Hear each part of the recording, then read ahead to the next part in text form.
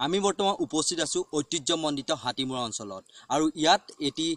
মহিষমৰ্দিনী দুৰ্গা মন্দিৰ অৱস্থিত আৰু এই মন্দিৰ ভাগ প্ৰমত্ত সিংহই 1667 শকত নিৰ্মাণ কৰি উলিয়াইছিল আৰু এই মন্দিৰ ভাগত বিশেষকৈ বলবম আৰু মহাশিৱৰাত্ৰিৰ উৎসৱসমূহ অতি উলহ মালহেৰে পালন কৰা হয় আৰু কেমেৰা পাৰ্সন দীপুক মই অনুৰোধ জনাম মন্দিৰৰ সবিশেষ দৃশ্যাৱলী দেখুৱাবৰ বাবে আহকচোন আমি উপভোগ কৰোঁ মন্দিৰৰ সমূহ দৃশ্যাৱলী